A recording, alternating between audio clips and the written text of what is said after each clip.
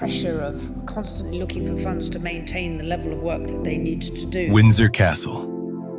An evening wrapped in ceremony, tradition, and the weight of a 1,000-year code. This was more than an event. It was a tribute to Princess Anne, who had just completed her 20,000th royal engagement, an astonishing milestone that reaffirmed her status as the hardest-working member of the royal family. The setting was perfect, yet the pressure beneath the surface was unmistakable. The royals may have mastered the art of concealing conflict, but in private gatherings, the fatigue, the tension, and the disagreements over the monarchy's future are always there. Prince William attended to support his aunt. To him, Princess Anne is not just family. She is a steadfast example of duty, discipline, and unwavering responsibility. He deeply respects her relentless dedication, despite criticism, despite age. And William expected everyone present to join him in honoring her tonight. But the calm shattered with an unexpected remark. Laura Lopes, Queen Camilla's daughter, who holds no royal duties of her own yet carries the quiet confidence of someone firmly embedded within palace life, released a sharp critique. She implied that Princess Anne's traditional view of duty was outdated in modern Britain, suggesting that the younger generation, like William and Catherine, represented the kind of freshness the public actually wanted. For Anne, who had devoted her entire life to service, this was not just a dismissal of her values, it was a challenge to the crown itself, delivered right in the heart of royal authority. William, usually the model of self-control, felt his loyalty ignite into fury. His anger surged in silence. A whitening grip, a burning stare, and deliberate steps toward Laura made it clear he would not let the comment pass. Tension rippled instantly through the room. Conversations died mid-sentence. Guests paused with champagne halfway to their lips, their eyes darting anxiously between William and Laura. It was the moment the palace fears most. An internal conflict slipping out of the shadows. Exposed, undeniable, and witnessed by all. After the chaotic night at Windsor, William's anger had not faded. It had hardened into a quiet, simmering protectiveness. He spent much of that night unable to sleep, tormented by the thought that he must protect the people he loves. His loyalty demanded action, even though he had long been known for avoiding personal confrontation. The next morning, William requested a private meeting with Princess Anne at her residence, Gatcombe Park. They sat together in her private drawing room, a calm, quiet space that stood in stark contrast to the upheaval of the night before.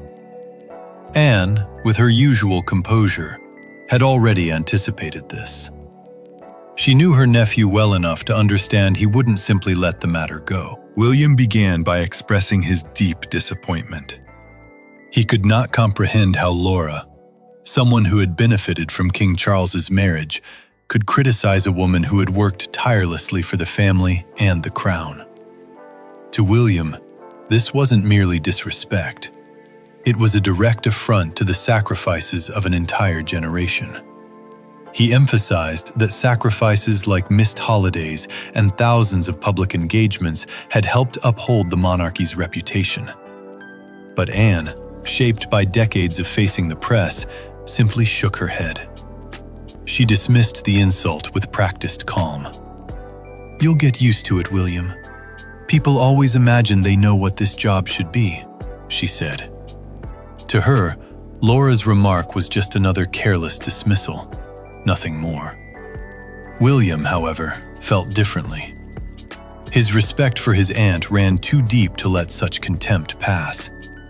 He urged Anne to address the behavior, especially since it came from within the family. He feared that ignoring Laura's comment would diminish the value of Anne's service. Anne appreciated William's fierce loyalty, but advised him to let the anger go. She had learned that reacting only empowered thoughtless remarks. But William had grown up in an era where even whispers could explode into headlines, creating narratives of division the press would devour. To him, silence wasn't strength, it was a risk. The meeting ended, but the issue remained unresolved. William left Gatcombe with the firm belief that the comment must be acknowledged, not just by Laura, but at the very least, by Queen Camilla. That conviction was the seed of a deeper rift yet to come.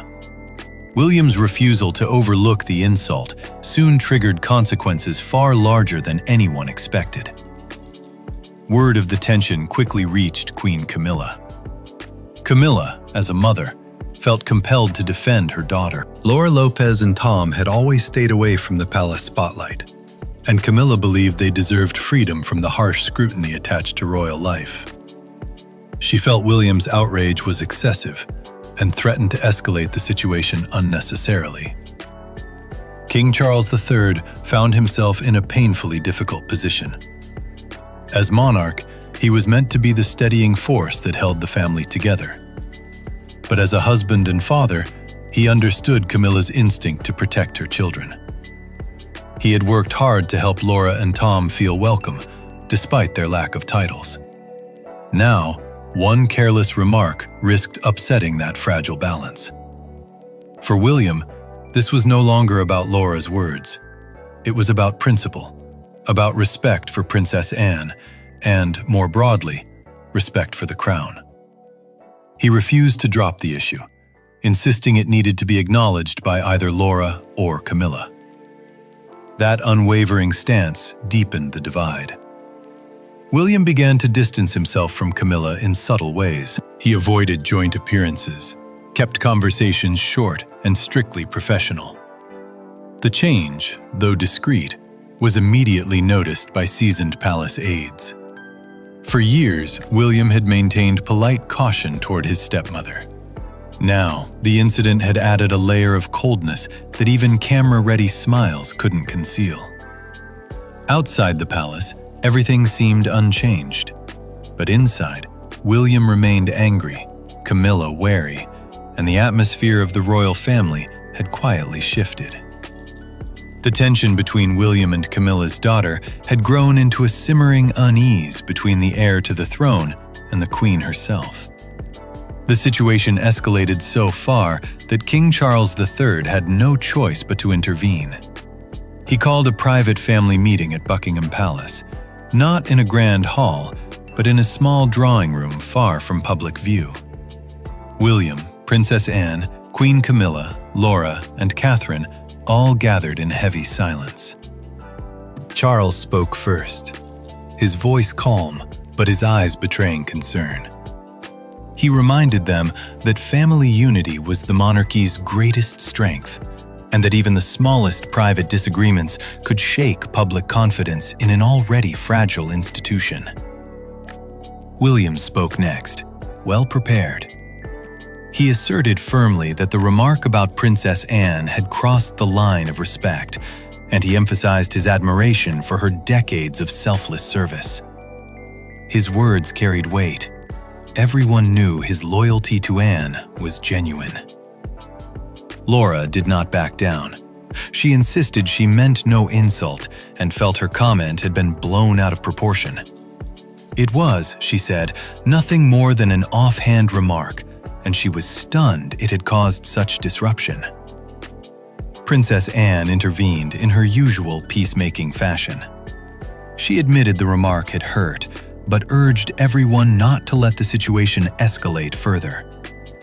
Her steady voice reflected her resilience, but even her calm couldn't ease the tension in the room. Then came Queen Camilla's turn.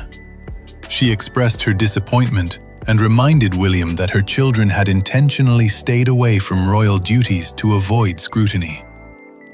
She argued that dragging Laura into palace disputes was unfair. William replied that every comment made within the family carried weight, regardless of title. The meeting ended without resolution. Charles encouraged reconciliation, but could not force agreement. Anne slipped away quietly, returning to her work with her usual determination. William left feeling unheard. Laura and Camilla left feeling attacked and unfairly judged. What remained afterward was a subtle but undeniable rift. The public would see only smiles and ceremony, but inside the palace, trust had cracked. For William, this was a matter of principle. For Laura and Camilla, it was about protecting family dignity. The private meeting at Buckingham ended without dramatic reconciliation, without a public apology, without any grand declaration of peace. Instead, the situation settled into an uneasy, lingering ceasefire. William stayed close to Princess Anne, supporting her as he always had. But his relationship with Laura was damaged beyond repair. It became a polite, permanent coldness. Queen Camilla continued her role as protector, and King Charles continued his endless task as mediator. Princess Anne, the one who had been insulted on the very night meant to honor her, remained the most steadfast of them all. She did not retreat. She quietly shouldered the burden of the conflict and returned to her duties as though nothing had happened. The original remark, a simple comment, had grown into something far larger. Not because of the words themselves, but because of what they represented. Loyalty, principle, pride, and the fragile balance of a family always under the world's scrutiny. The cameras never captured it, but everyone inside the palace knew that one careless remark on one evening had left a wound that would not easily heal. This was not just family drama. It was a profound lesson in how delicate royal unity truly is. And that is the tension that now shadows the British royal family, where a single comment sparked a fracture between heirs. This battle of principle and loyalty did not end in that private room. Who do you think was right? William defending honor, or Laura and Camilla defending family dignity? Share your thoughts below, and don't forget to hit like. See you in the next video.